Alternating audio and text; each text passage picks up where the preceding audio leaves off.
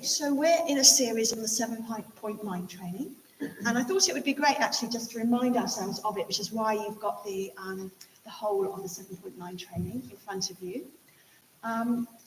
So it's a collection of very pithy verses and slogans that are all about how to train our mind in everyday life, starting where we actually are.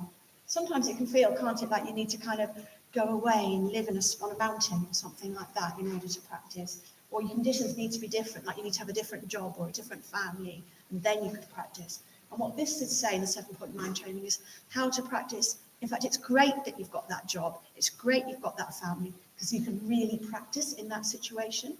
So that's what the 7-point mind training is about. And today we're going to have 3 short talks on different slogans. So you'll see there's a whole list of all these different slogans. And the idea is that somebody might learn a couple of those off by heart or one off by heart and then really put it into practice. So we're going to give you 3 tonight that you could think about choosing one of them maybe and practicing it over the next week and seeing what effect it has. So I'm going to talk first, then we're going to have Vimla Dasa, and then Pranaya. And my talk is on the slogan, which is be grateful to everyone. So it's part of the developing compassion section, be grateful to everyone. So I think being grateful is a really simple practice, but actually challenging, very difficult to do sometimes, and has a profound effect on us. And I think it's important to remember, you probably remember from the intermediate course, that the word that's translated as grateful is in Pali, is Katanya or Kritanya in Sanskrit, which is about bringing to mind or reflecting on the benefits received. So it can be quite cognitive, it can be quite a thinking thing. You don't have to feel it. Do you see what I mean? You can think, I have received benefits from this, from that, from this person, from this whatever happened in my life. And it might lead to an emotional response, but it doesn't have to be immediately an emotional response. So of course, firstly, we can be grateful to those we've positively benefited from. And actually, this is a really profound practice. It has some very powerful consequences, because I think for me, it changes the lens that I look at the world through. It can really help my mood change from being like a poverty mentality to realizing the abundance that I live in. The intricate, incredibly complex network of benefits that I receive. So everything I have, the words that I'm saying to you now, the clothes that I'm wearing, the food that I just ate, everything here has come from other people. Everything. I have received all of that from other people. And I found that if I'm starting to feel like my mood is getting a little bit low in my life, if I restart doing this gratitude practice of writing down maybe 5 people I'm grateful to every day, my mood really lifts. And probably a lot of you do that anyway. It's quite a common and very powerful practice. But this slogan is saying, let's take this a bit further. It's saying be grateful to everyone. So not just those people who obviously benefited you in some way, but also the ones you don't like. The ones that you find irritating, annoying, the ones you're envious of, those people who just get on your nerves. Okay. The ones you think, oh, I hope they're not there today. If you go to something. So before I go into more detail, I just want a little health warning. So these slogans, all of these slogans, they're ways of practicing. They're a bit like they're ways of turning our habits around.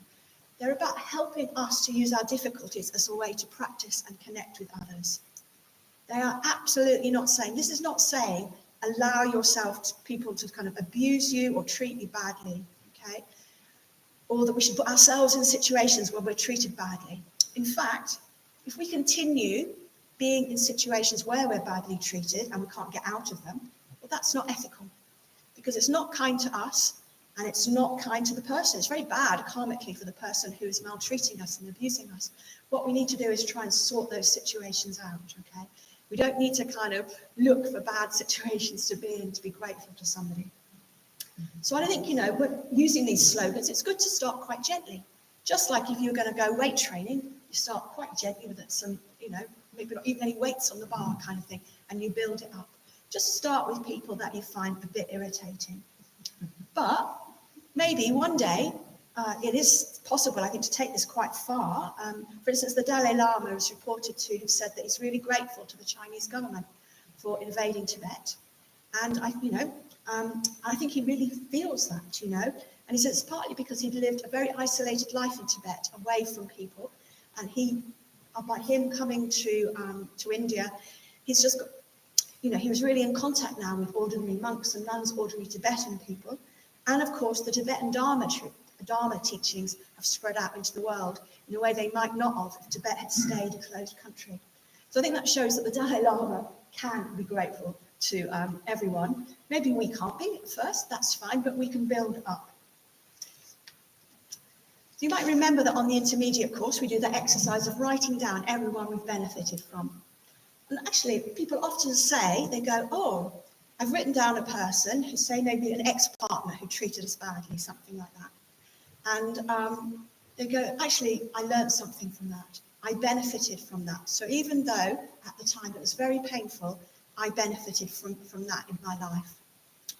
We learned something from situations. So I'll just quickly say 3 things that we can do with people that are helpful to us if we can be grateful to people that we find difficult. Well, the first is we develop patience and compassion.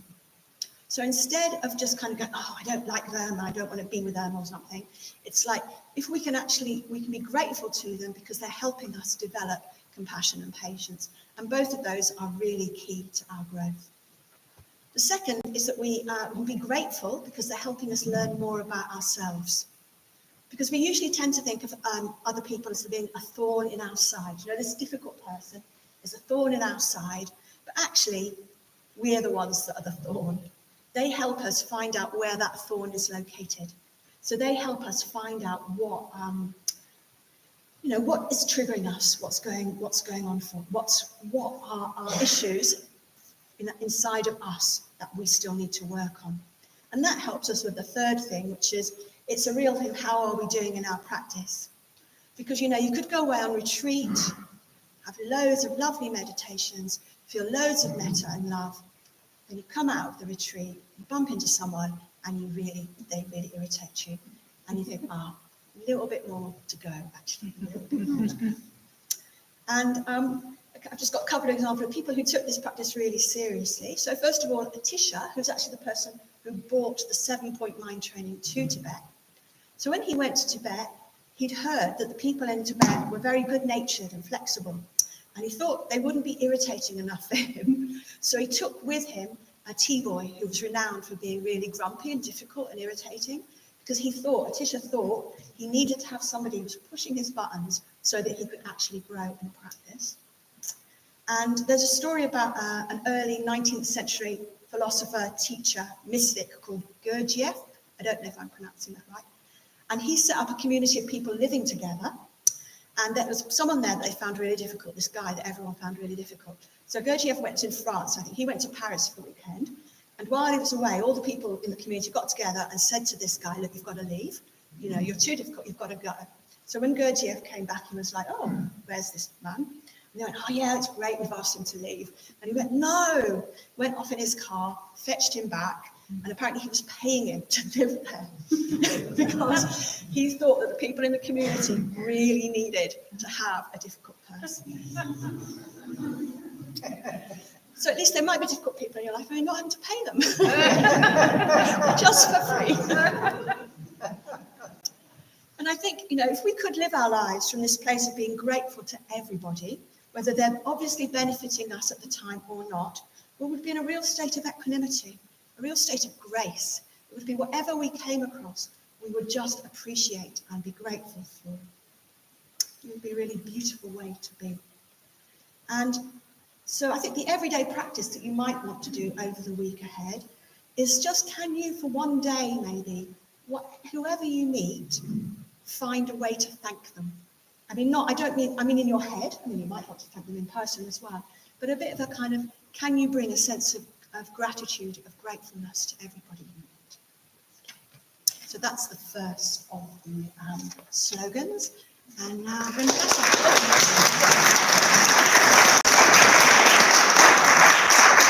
on.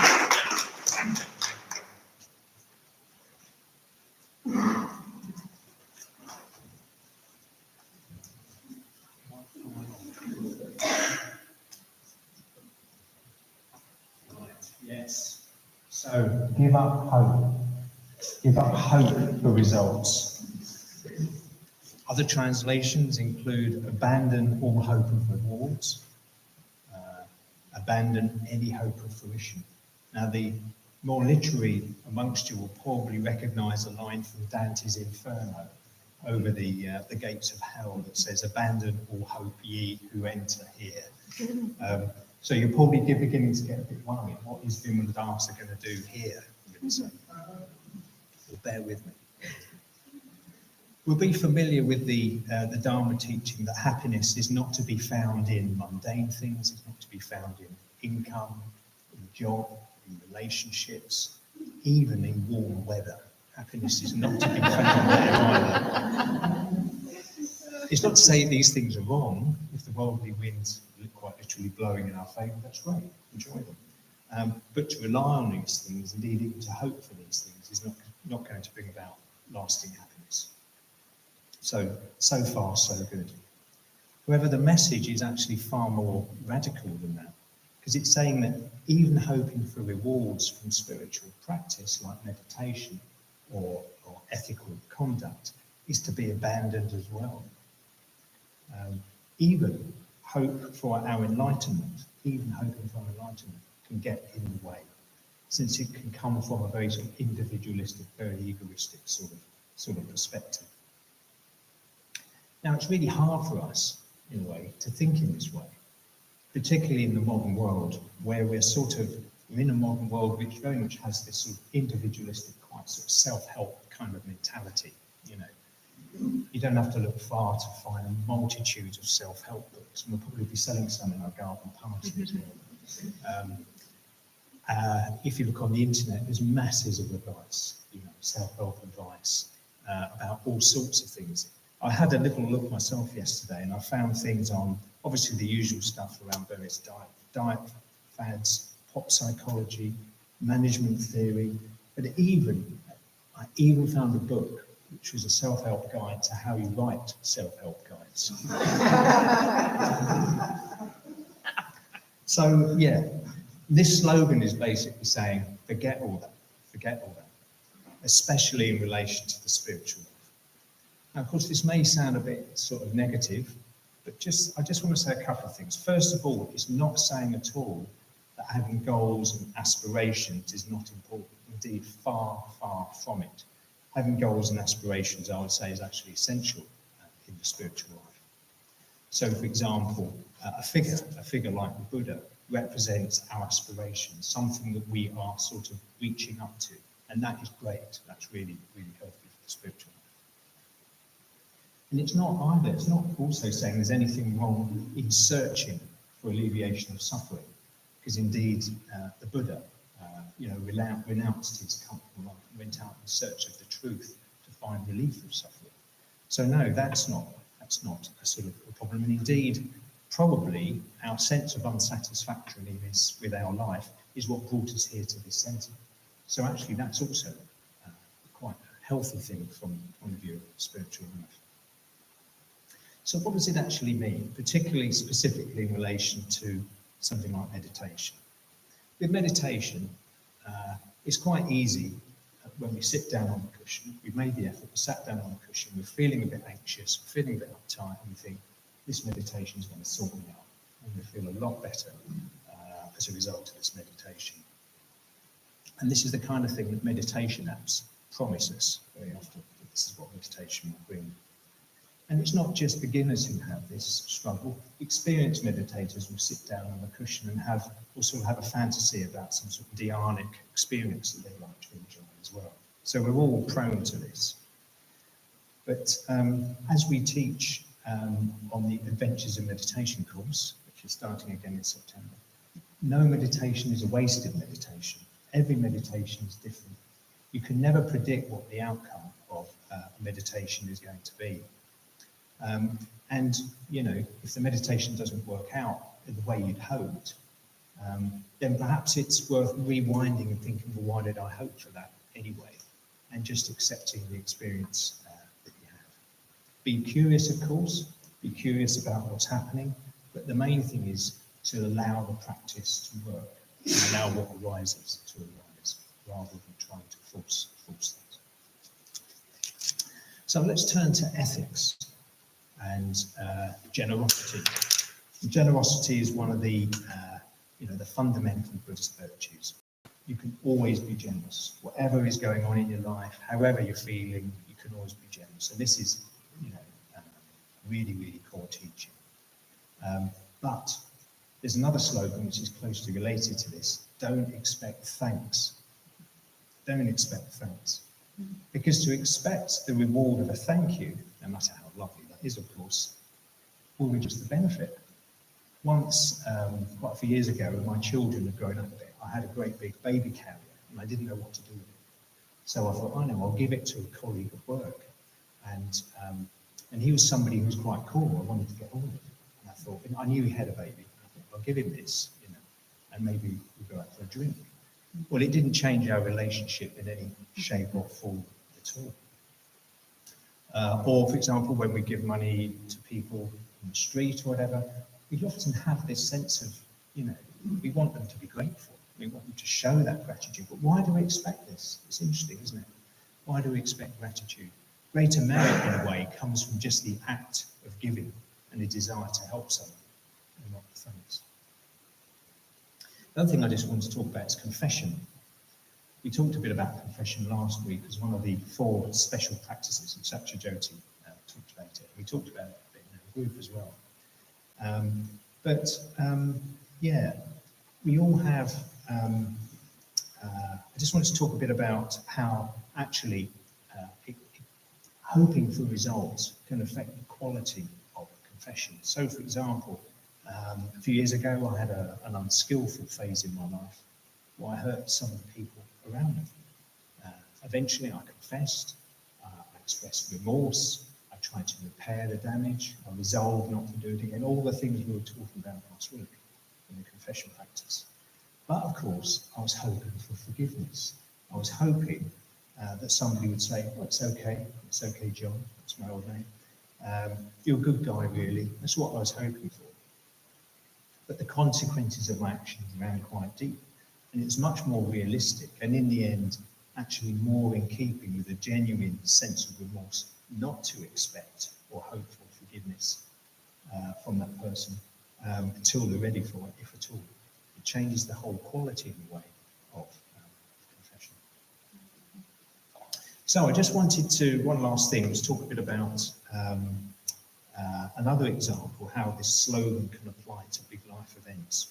I've been reading a book, a really good book, called Entertaining Cancer by Senior Alderman David Mitchell. I think you've got it in the bookshop. Yeah, good. Basically, he was diagnosed a few years back with prostate cancer, and he had to go late stage as well. It was quite late stage. And he had to go through the rigors of chemotherapy, radiotherapy, hormone therapy, and so on for over a year. It was pretty horrendous, it really affected, caused a lot of pain and discomfort, but also massive fatigue. He'd literally go out for a walk and then couldn't look back because he just lost the energy. So it was very, very debilitating. But after the treatments, it appeared as though they worked. But they had these assessments, every 6 months, they would test to see if the cancer had come back. What's interesting, and this is a man who's been practicing Buddhism for decades, is that he didn't hope for a result as he walked in. This is a really advanced practitioner. He didn't hope for results. He sat down, he listened to what the result was, and just accepted whatever it was. Even though once or twice some of the professionals, in a sense, were trying to encourage him to be hopeful that it would be a good result, he didn't sort of fall into that. And instead, he just, he stayed real, he accepted what was going to be said, and practiced the Dharma to the best of his abilities with good humour. A very advanced practitioner.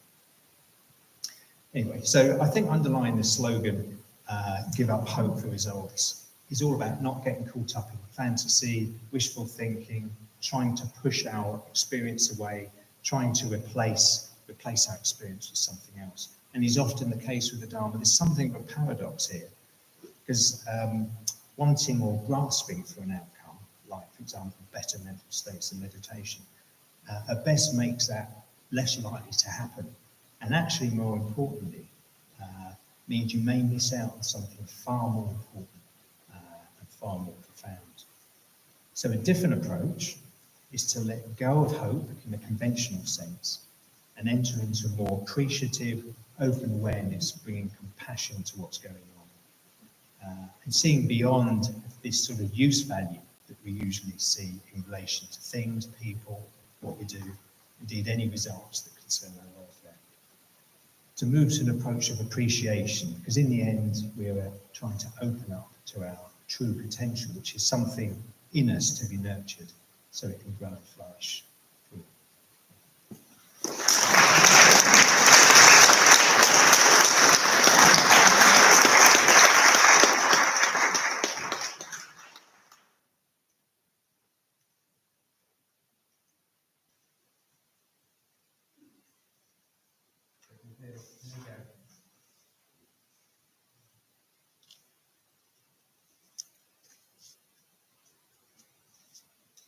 This slogan is let go even of the remedy.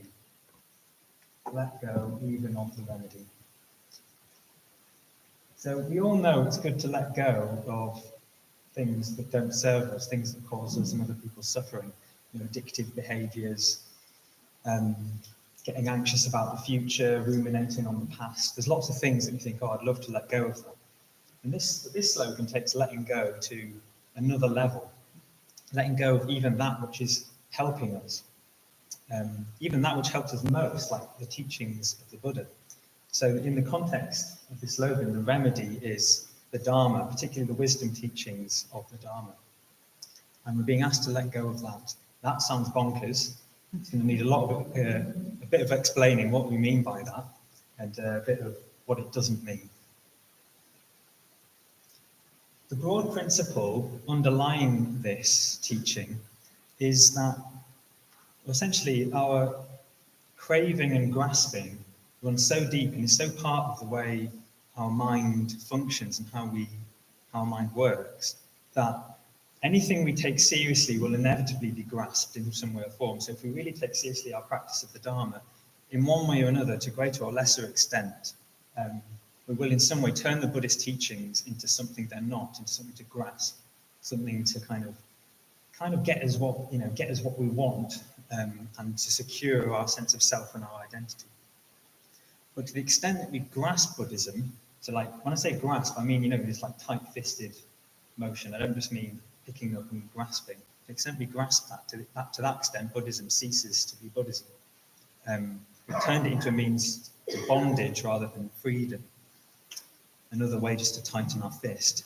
So, for example, on a retreat, we may have, real genuine experiences of clarity, openness, freedom, love, and connection. But then perhaps, I've certainly had the experience, you want to know, how can we keep that going? I want this to carry on. I want to hold on to it. I want this state of mind to carry on. I don't want to let it go. But then we've turned the Dharma into not Dharma. So the fruits of our practice, we're kind of holding on. And now we're not practicing the Dharma anymore because we're grasping. So Buddhism is all about going beyond Buddhism. It's a means to an end. So the Buddha gave a parable that it really illustrates this really well, and it's what we'll be talking about for the rest of this talk.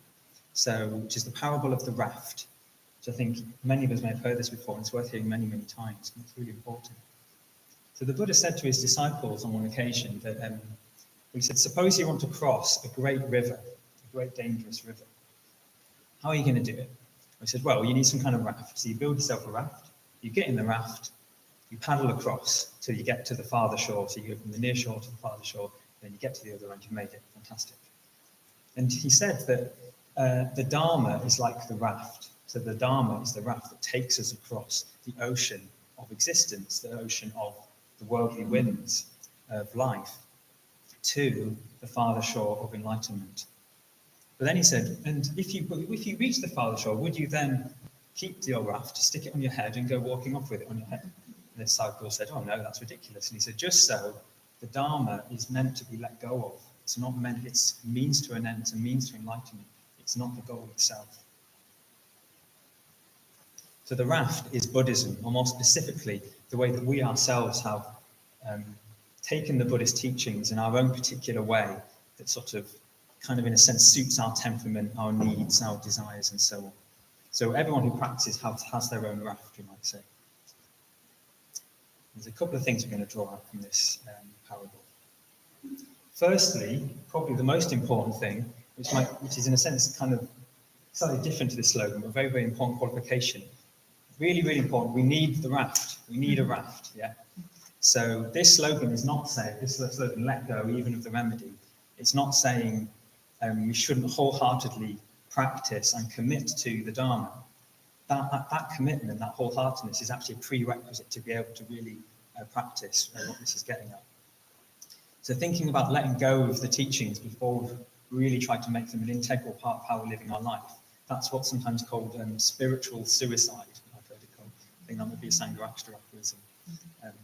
It's like we just end up walking up and down the near shore, on our side, looking for happiness, looking for fulfillment, completely not forgetting, not realizing even that what we're really looking for is on the farther shore, and we need a raft to get there. Or we think, oh yeah, let go. I'm all into letting go and being all chill, man, and all that. And so we kind of think, oh, I'm just going to sunbathe on this near shore. It's wonderful and warm, lovely. I'm just going to lie in the sun. But then it's like, weeds start growing, the sand starts just covering us up, and we just forget all about it, to go into this kind of slothful, slumber-like state. So if we want to make any kind of lasting spiritual progress, we need to commit ourselves to the principles of the Dharma and to carrying those out in a particular form, with particular practices, with a particular spiritual community. And that's why we have things like becoming a mitra, becoming an order member. They're all ways of formally and ritually committing to practice and to being part of the spiritual community. So yeah, committing ourselves, it means getting in the raft and paddling. And resolving to keep going if we encounter like turbulence in the rivers, big rocks, even crocodiles, whatever we might find, we commit to keep going. But if we do this, broadly speaking, two things will probably happen sooner or later. So one is we might start getting more interested in the near shore again. We kind of think, oh, it's really nice back there actually, and I can't actually see the farther shore. Maybe it's not there after all. Maybe I should just go back to that lovely warm sand and get sunbathing again. So we're drawn back to the comfort and familiarity of old habits, old ways of being, living in the worldly winds. So if we notice this, then perhaps this isn't the slogan we need. So if we notice this, really what we need to do is recontact our source of inspiration. Come to the centre, go on retreat. It's only from that sense of inspiration and joy and delight and the sense of, oh yes, wouldn't it be wonderful to reach the farther shore, to move towards there, then we can recommit ourselves. But another thing that can happen is we start getting really too focused and interested in the raft. So we get interested in the shape of the raft, its features, perhaps a bit preoccupied comparing our raft to other people's rafts, jealously guarding it against people that don't like rafts or don't want it, they're just trying to smash it up. No, my raft. I've got the best one. But the whole time we're doing that, we're not paddling anymore. We're not actually moving towards the farther shore. We get completely distracted with the raft, with what people think about it, with if we're doing it right. And as this is happening, the water's just carrying us away in who knows what direction down the river. So this is thinking that Buddhism is the purpose of Buddhism, yeah, you might say. Rather than it being a means to an end, a means to freedom, a means to love and connection, to letting go, to being more truly and deeply ourselves. I feel it's important to bear that in mind as well. That's one of the means of the purposes of Buddhism. So yes, if we commit ourselves, which we must do if we want to make any sort of real lasting progress, this will inevitably happen to some extent. So ways this might manifest for us, perhaps you might identify as being a really good person or a really spiritual person or a good Buddhist, and then feel threatened when your behavior or thoughts seem to betray this, or other people might find you out, oh gosh, maybe, and that sense of identity is threatened, the identity that perhaps we get from our ethical practice or our Buddhist practice generally.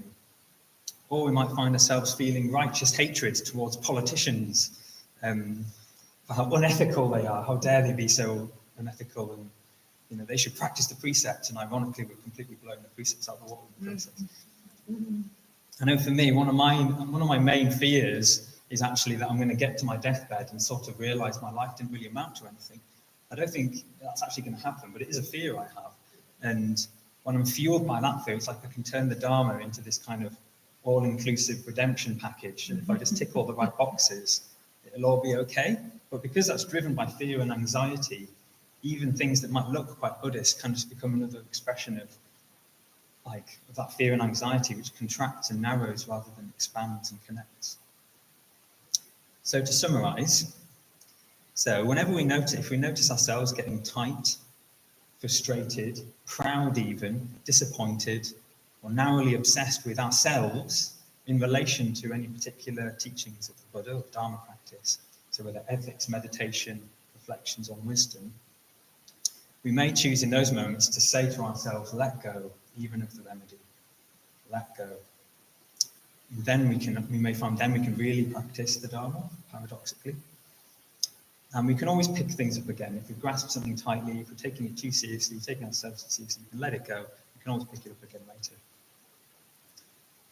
So it's like, being in the raft, back in the raft again, lifting our head up from the raft, looking ahead, seeing the beauty around us, the beauty of the river even, seeing the farther shore, seeing other people in their rafts, which is hard to do when we're just obsessed with them. So yes, the Dharma is ultimately about letting go, opening up to something much bigger than ourselves, which cannot be grasped or even understood. But we need to commit ourselves to that. We can only, letting go is a fruit of practice. So committing ourselves to a life where we can let go at deeper and deeper levels, and then that can allow us to let in something much bigger, the bodhicitta even, so that can flow through us freely, spontaneously, and express itself in our life. Can I talk?